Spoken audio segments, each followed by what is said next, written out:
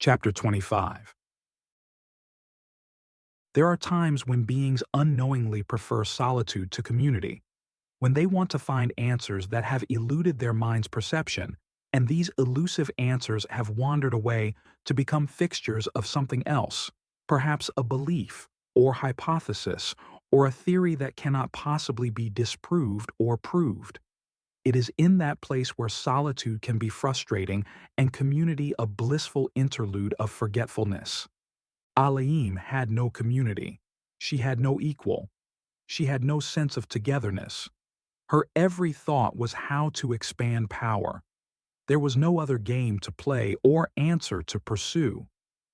When Alter finally returned to the island, she found Alaim more or less pouting on the beach, alone in the night, apart from a glowing crescent moon and galaxies of stars.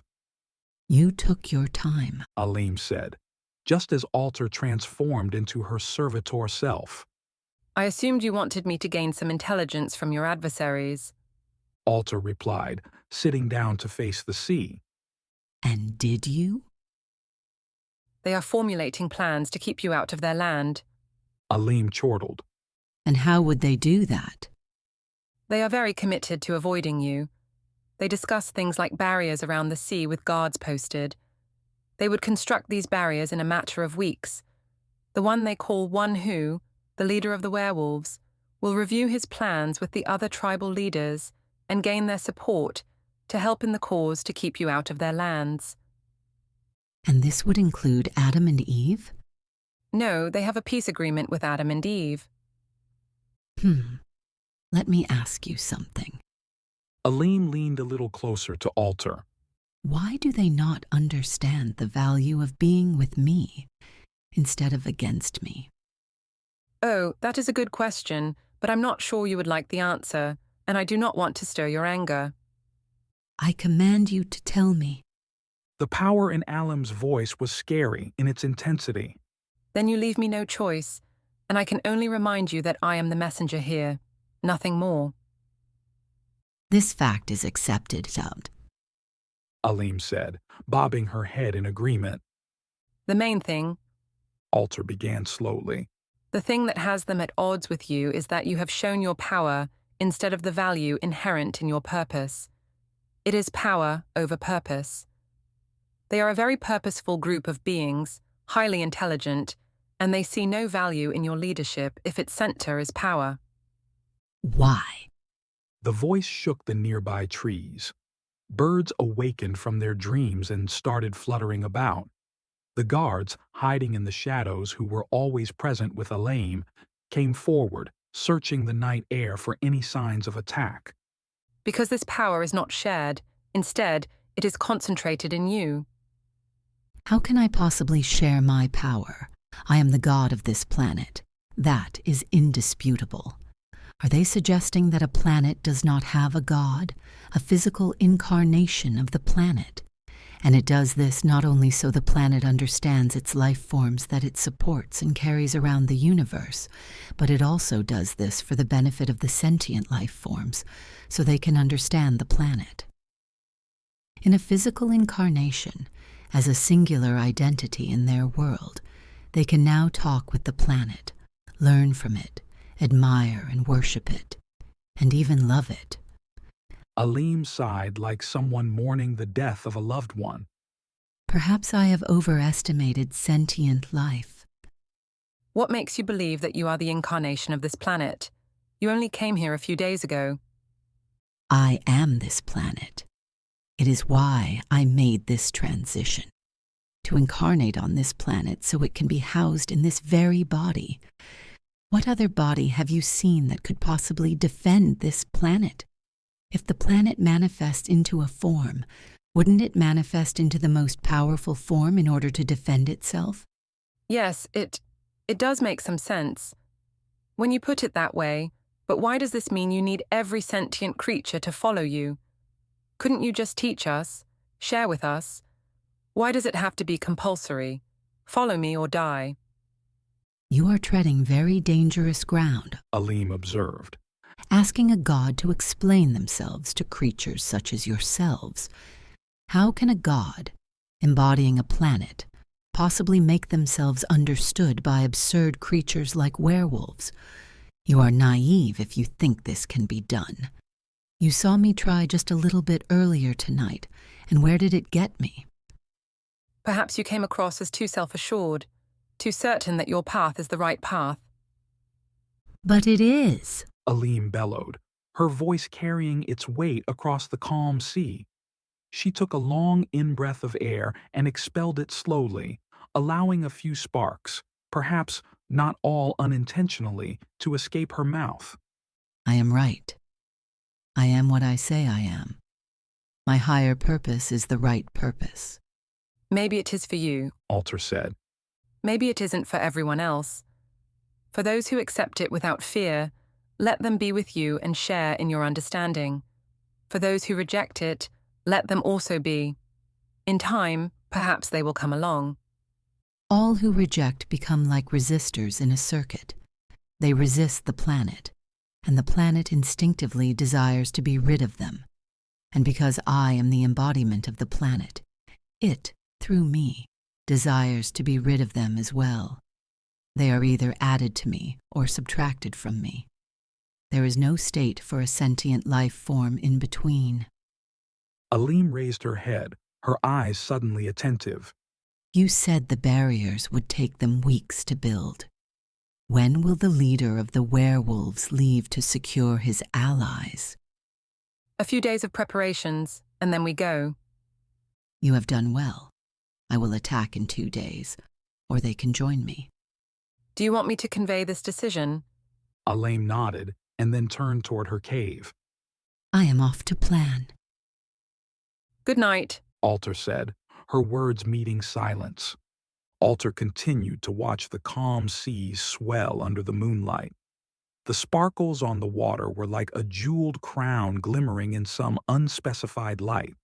Suddenly, she heard a soft voice, at least by sea dragon standards. Are you the Queen's new advisor? The voice asked. When Alter turned around, the beach behind her was empty.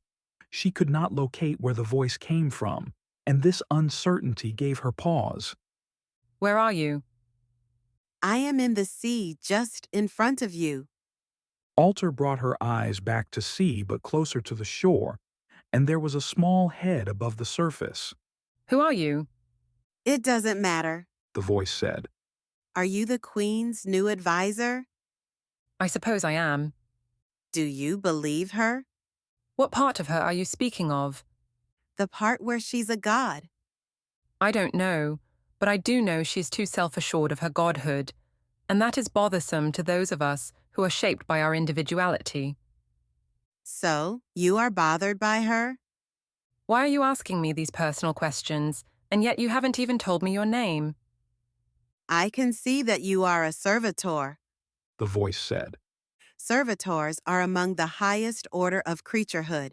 If you serve her as an advisor, our presumption would be that you are a believer in her godhood. I simply wanted to verify that this is true. And why? It adds credibility to our Queen's message. She is to us, new to our world.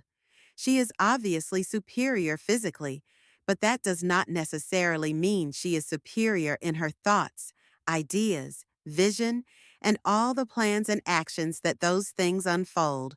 Would you agree? I would. That's good to hear. The voice said a little more cheerfully.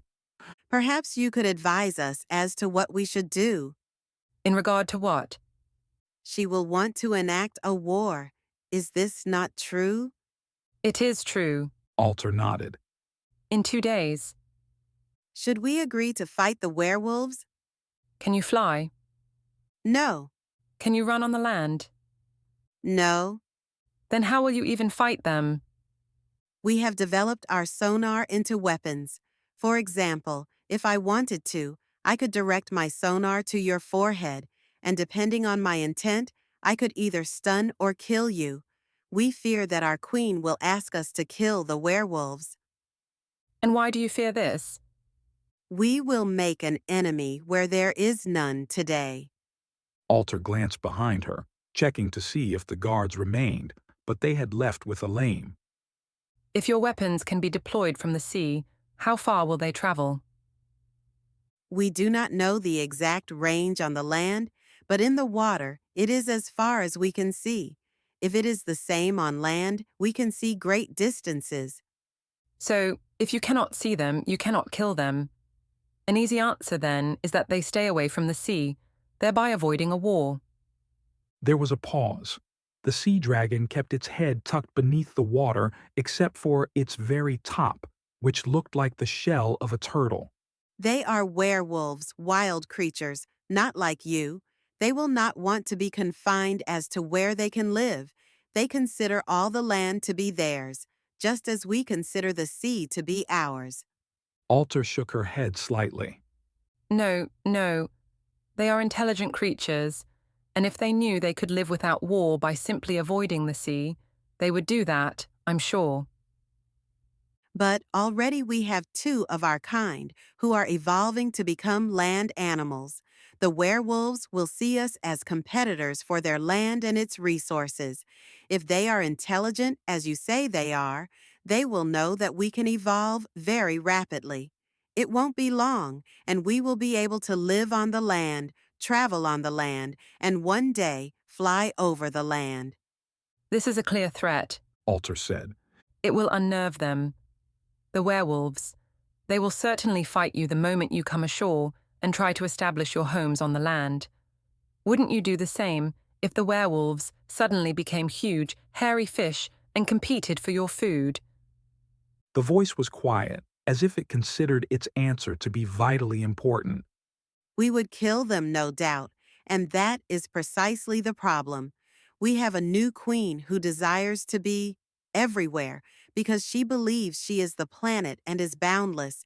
She knows that the sea dragons can evolve onto the land. As the voice of the planet, she has told us of her plans. I'm wondering, have you influenced her plans in any way? I don't think it's possible to influence the Queen.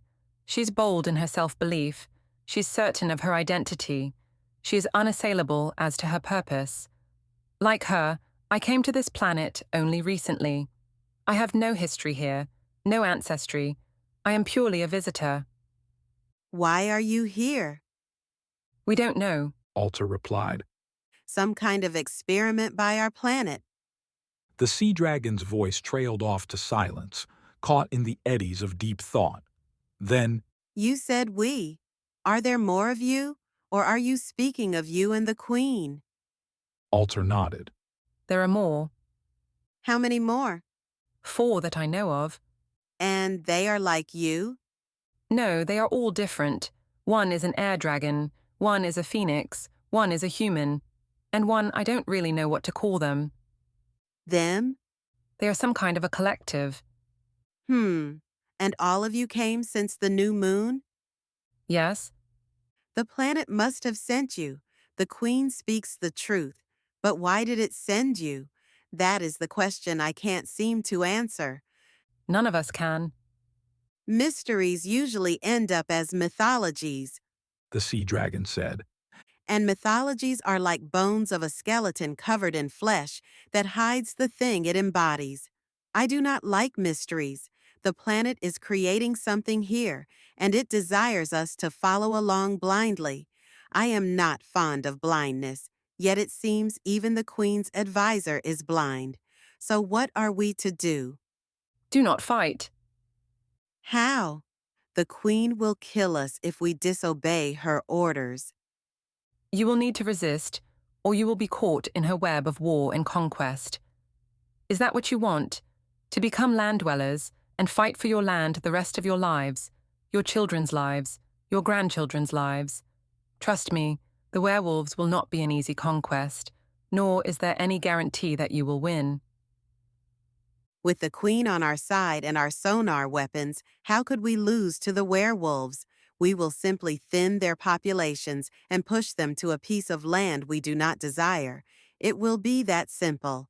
In time, according to our Queen, they will learn to conform to our ways, or they will be marginalized and become a ghost nation. Then you will be locked in conflict because the werewolves will not conform to your ways. What they lack in weapons is more than they make up for by having an air dragon, knowledge of the land, and large numbers of warriors. The Queen will force it. We will have to comply or die. Alter let the words hang in the air. It was late, and the morning sun was sending its first light rays to the far horizon, where a murmur of light, diffused yet distinct from the night sky, drew its first breath for the life of a new day. Alter took a deep breath. I have very little experience with the werewolves, but I will tell you this. They will not conform to your ways, no matter the penalty. They are a proud and resilient culture. They have thousands of generations behind them. If any of you think they will be an easy conquest, you will regret that belief and the actions it entails. The head crept closer to the shoreline but remained submerged. Can you stop the Queen from going to war? The voice asked in a whisper. I can try. I will try. That I can promise. What I can't promise is that I will be successful. She is not an influenceable being.